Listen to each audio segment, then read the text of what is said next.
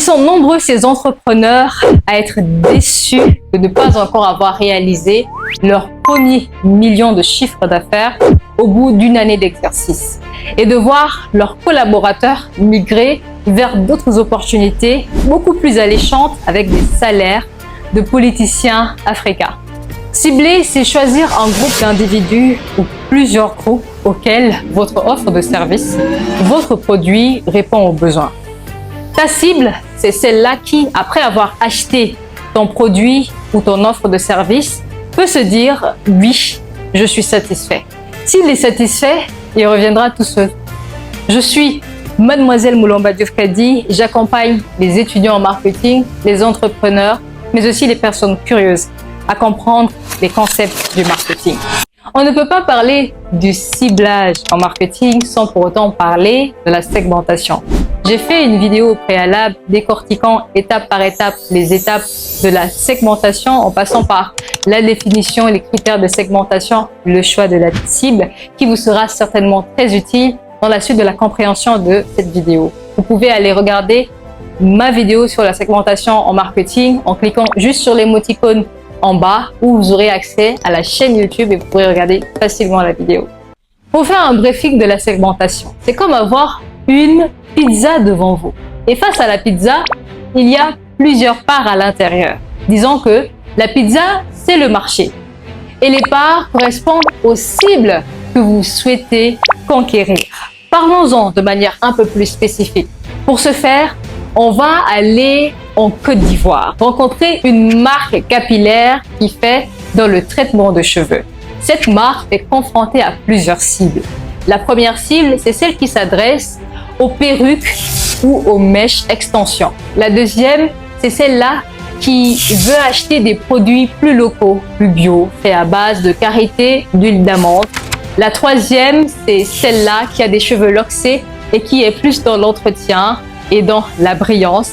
La quatrième, c'est la cible masculine qui veut des produits mixtes à la fois pour la barbe mais aussi pour les cheveux.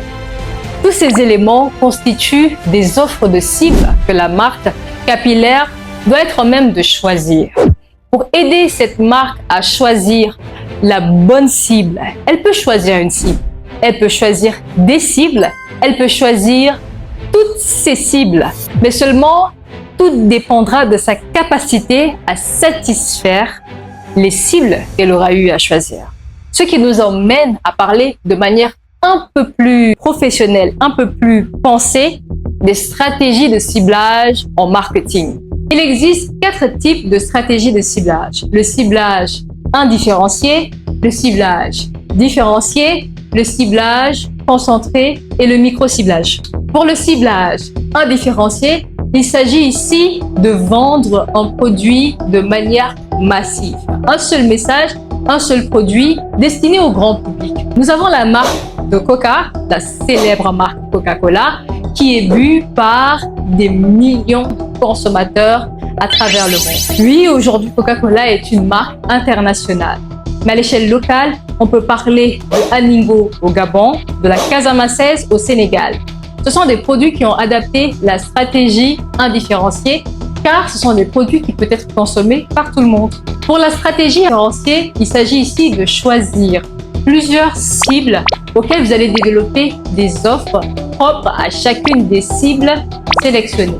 Prenons l'exemple de L'Oréal Paris, une très grande marque de beauté qui décide de vendre des fonds de teint avec des teints différents, allant du plus clair au plus foncé. Après, nous avons le ciblage concentré. C'est un type de ciblage qui permet de choisir une seule cible, une seule niche à laquelle votre produit va directement s'adresser.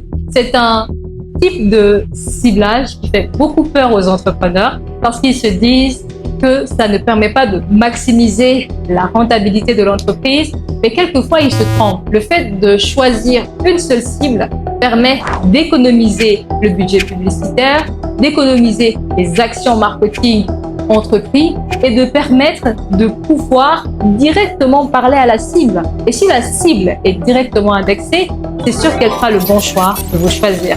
Et ensuite, vous pouvez vous positionner sur plusieurs autres stratégies de ciblage à l'avenir. Et enfin, nous avons le micro-ciblage. Alors celle-là, elle intervient avec l'avènement des réseaux sociaux parce qu'elle se base sur des données numériques au travers des boosters tels que la publicité sur Internet avec Facebook, TikTok, Instagram et le Meta qui permet de faire un ciblage beaucoup plus fin avec des choix précis se basant sur la localité telle que juste le quartier de Cœur-Bassard, juste le quartier des Almadies, le point E, HLM, pour pouvoir atteindre la cible. Félicitations à vous qui avez regardé la vidéo jusqu'à ce stade. Sachez que l'ensemble des informations qui ont été transmises peut vous aider à générer plus de 10 millions de chiffres d'affaires. Lorsqu'on parle de ciblage, le second concept qui suit, c'est le persona. Le persona, c'est le visage idéal de votre client. C'est l'échantillon qui représente le plus fidèlement possible l'ensemble des clients que vous avez choisis. Prenons des exemples de personas des grandes entreprises. Nous avons par exemple la marque Kinder de sucrerie. Le persona de Kinder, c'est plutôt les parents qui souhaitent offrir des moments de plaisir à leurs enfants, partageant de la joie, de la complicité. Moi aussi, j'ai l'habitude de consommer ce type de produit à titre de récompense ou encore, il me permet de pouvoir dégager un maximum de dopamine suite à une forte dose de stress. Pour les fans de sport et de voiture, nous allons étudier le persona de Ferrari. Le persona de Ferrari peut être un homme ou une femme passionné de performance et de prestige. Il incarne la réussite, le changement de classe sociale, la bourgeoiserie et surtout le statut d'élite. Pour revenir à un exemple plus terre à terre, on va prendre l'exemple du persona de la vendeuse de beignets de quartier. Le persona, c'est plutôt des enfants, des jeunes, des adultes qui souhaitent avoir des produits chauds, rapides et surtout à moindre coût. Quand votre persona est bien identifié et clair, vous avez des informations à 360 degrés sur votre client. Résultat, votre commerce, votre marketing est plus efficace, humain, mais surtout plus rentable. À tous ceux qui nous regardent depuis le Gabon, le Cameroun, le Sénégal, la Côte d'Ivoire, le Congo, à la fin de cette vidéo, si vous estimez avoir gagné quelque chose, appris de nouvelles choses, n'hésitez surtout pas à vous abonner.